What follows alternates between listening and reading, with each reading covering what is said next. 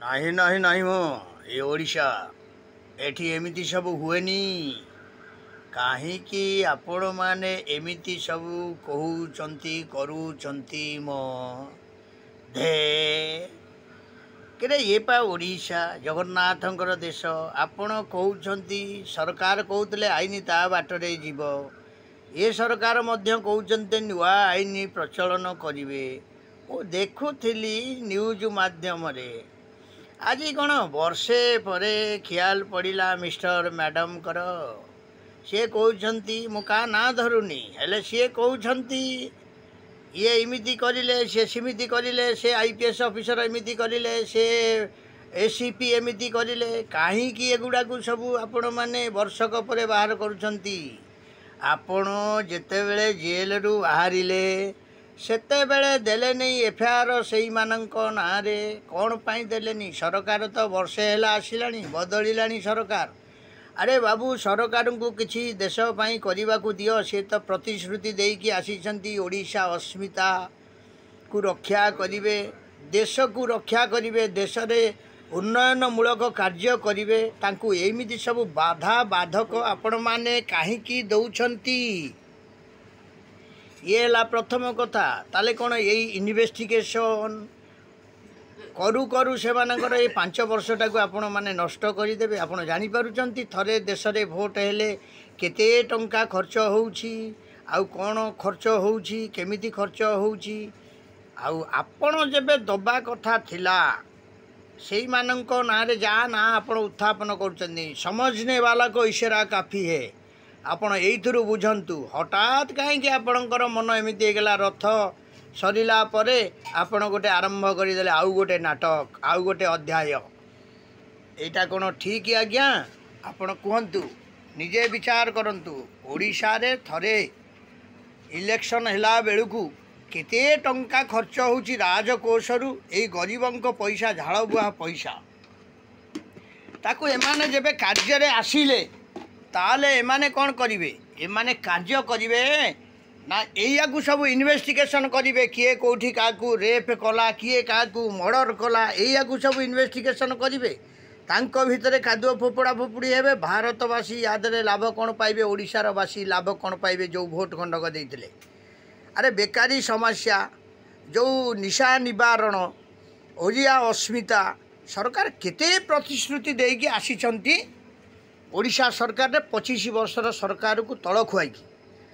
ଆଉ ଆପଣ ଏମିତିକା ଗୋଟିଏ ଗୋଟିଏ କେସ୍ 6 ମାସ, ବର୍ଷେ, 1.5 ବର୍ଷ ବିତି ଯାଇଥିଲା। କ'ଣ ତ ଆପଣ 6 ମାସ ପୂର୍ବରୁ FIR ଆପଣ ଦେଇପାରିଲେନି? ସରକାର ଯେତେବେଳେ ପ୍ରଥମେ ଆସିଲେ ଯାଇକି ସରକାରଙ୍କ ପାଖରେ ଆପଣ ଉଭାନ ହେଲେନି, ଠିଆ ହେଲେନି?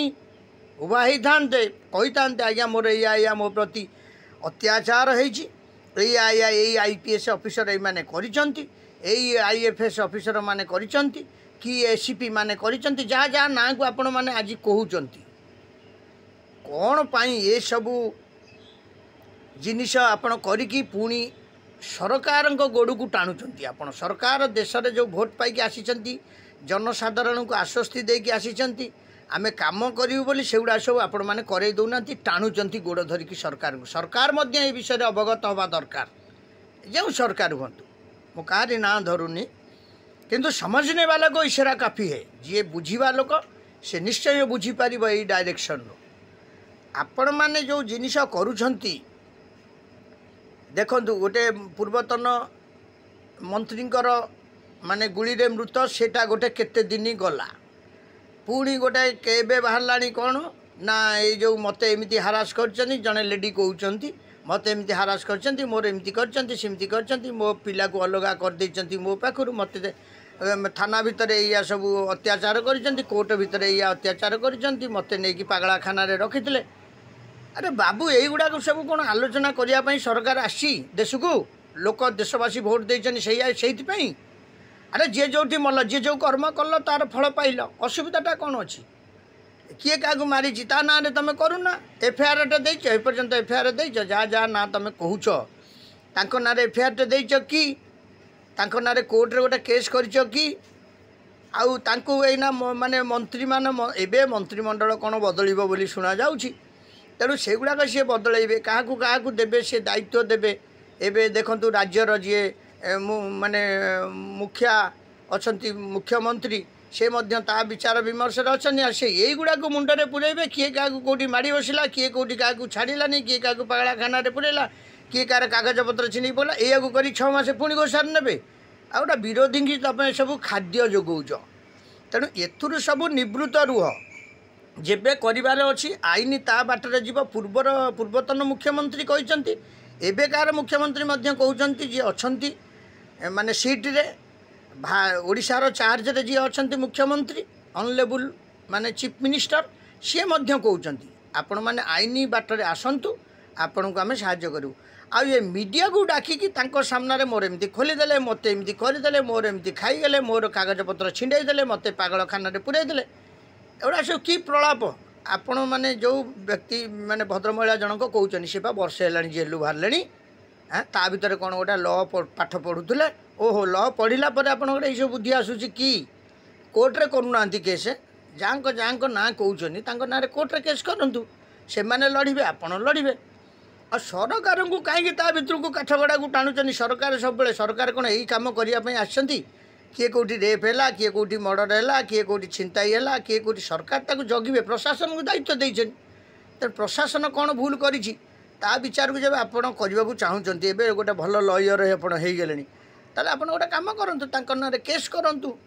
କୋର୍ଟ କଚେରୀ ଆଇନକୁ ତ ସମସ୍ତେ ସମ୍ମାନ ଦେବେ। ଆଇନର ଊର୍ଦ୍ଧ୍ୱରେ କେହି ନୁହନ୍ତି।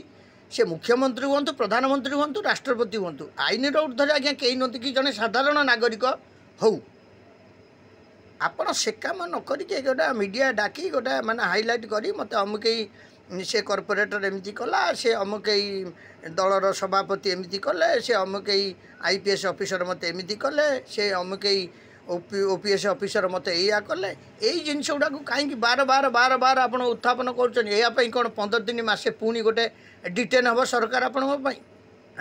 ଆପଣ କେସ୍ କରନ୍ତୁ, ଯେବେ ପାରୁଛନ୍ତି ଆଇନ ଅଦାଲତକୁ ଯାଆନ୍ତୁ, ଯାହା ଯାହା ଆପଣ କରିଛନ୍ତି ଏଭିଡେନ୍ସ ସବୁ ନେଇକି ଆପଣ କେସ୍ କରନ୍ତୁ। ଆଉ ଏ ମିଡ଼ିଆବାଲାଙ୍କୁ ତ ଆପଣ ଜାଣିଛନ୍ତି, ମିଡ଼ିଆବାଲା 6କୁ 9, 9କୁ 6, 9କୁ 15, 15କୁ 20 କରିଦେବେ। କଳାକୁ ଧଳା, ଧଳାକୁ କଳା, ଧଳାକୁ କଳା, କଳାକୁ ଧଳା, ଏମିତି ସବୁ କରିବେ। ତେଣୁ ଆପଣ ସେ ଜିନିଷକୁ କାହିଁକି ଆପଣ ପୁଣି ମିଡ଼ିଆ ସାମ୍ନାକୁ ଆଣି ଗୋଟେ 1000 ମିଡ଼ିଆ ଆଣି ତାଙ୍କୁ ବସେଇ ନାନାଦି ପ୍ରକାର ସେଇ ବିଷୟରେ ଆଲୋଚନା କରୁଛନ୍ତି? କାହିଁକିନା ସରକାର ସେ ଜିନିଷ କରିନାହାନ୍ତି। ସରକାର କରିଛି କି? ଯିଏ କରିଛନ୍ତି, ଯେ କର୍ମଚାରୀ ହୁଅନ୍ତୁ କି ନହେଲେ ସେ ଦଳୀୟ କର୍ମୀ ହୁଅନ୍ତୁ, ଯିଏ କରିଛନ୍ତି, ସେ ମାନେ କିଏ ଜଣେ ଯୁବକ କରିଛି କି ନହେଲେ ଜଣେ ଯୁବତୀ କରିଛି, ତାଙ୍କରି ଉପରେ ଆପଣ ଆକ୍ସନ୍ ନିଅନ୍ତୁ। ଆଉ ଇଏ ଯେଉଁ ସରକାରକୁ ଯେଉଁ ଆପଣ କାଠଗଡ଼ାକୁ ଟାଣୁଛନ୍ତି, ସରକାର ଏଇଆକୁ କରିକି ପୁଣି 15 ଦିନ ନେଇଯିବ, ଏସବୁ ଲୋକଙ୍କର ବହୁତ ଆଜ୍ଞା ସମସ୍ୟା ବଢ଼ିଯିବ। କାରଣ ଲୋକ ପଇସା ଖର୍ଚ୍ଚ କରୁଛନ୍ତି, କାରଣ ବିରୋଧୀମାନେ ଏହାକୁ ନେଇକି ଆସିକି ହୋ ହଲ୍ଲା କରିବେ। ଆଉ ରାଜରାସ୍ତାରେ ଜାମ୍ ହେବ, ଜୁମ୍ ହେବ, ଏଇ ନାନାଦି ପ୍ରକାର ସବୁ ଅପ୍ରୀତିକର ଜିନିଷ ଉଠିବ। ତାପରେ ଦରକାର ପଡ଼େ ସେଇ ସରକାରୀ କର୍ମଚାରୀମାନେ ରାସ୍ତାରେ ଗୁଳି କରିବେ, ଲାଠିରେ ବାଡ଼େଇବେ, ଏ ନାନାଦି ପ୍ରକାର ସବୁ ଜିନିଷ ଆଗାମୀ ଦିନରେ ବଢ଼ିବ।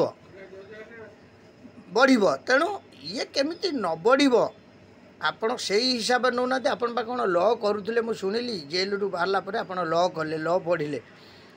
ଲରେ କ'ଣ ଏଇସବୁ ନାହିଁ? କ'ଣ କରାଯାଇପାରିବ? ଲ ବହି ଆପଣ ଦେଖିଛନ୍ତି ତ? ଦେଖିକି ତାକୁ ଭଲକି ତର୍ଜମା କରିକି ସେଇମାନଙ୍କ ନାଁରେ କେସ୍ ବାସ୍ କରନ୍ତୁ, ତାଙ୍କୁ ପର୍ସନାଲ୍ କାଠଗଡ଼ାକୁ ଟାଣନ୍ତୁ।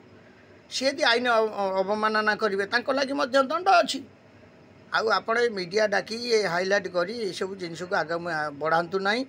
ମୁଁ ଗୋଟେ ଆପଣଙ୍କୁ ଛୋଟ ଭଉଣୀ ହିସାବରେ କହୁଛି, ଆଉ ଗୋଟେ ଝିଅ ହିସାବରେ କହୁଛି, ଗୋଟେ ନାରୀର ମହତ୍ତ୍ୱ ହିସାବରେ କହୁଛି, ଆପଣ ଏଇଗୁଡ଼ା ସବୁ କରନ୍ତୁ ନାହିଁ। କାରଣ ଏଇ ଦେଖନ୍ତୁ, ସିଏ ସେଠି ନୟାଗଡ଼ ମର୍ଡ଼ର, ସେଠି ରାହାମା ମର୍ଡ଼ର, ସେଠି ଛବିରାଣୀ ହତ୍ୟା, ଏଇସବୁ ଜିନିଷ ଆଉ ବେଶୀ ଆଜ୍ଞା ସମାଜକୁ କଳୁଷିତ କରନ୍ତୁ ନାହିଁ। କାରଣ ଆପଣ ସମାଜରେ ପ୍ରତିଷ୍ଠିତ ବ୍ୟକ୍ତି ହେବାକୁ ଚାହୁଁଛନ୍ତି, ତାହେଲେ ଭଲ କାମ ଆଇନ ଅଦାଲତରେ ସେମାନଙ୍କୁ କାଠଗଡ଼ାକୁ ଟାଣନ୍ତୁ। ଏ ମିଡ଼ିଆ ଫିଡ଼ିଆରେ ହାଇଲାଇଟ୍ କରି କିଛି ଲାଭ ନାହିଁ।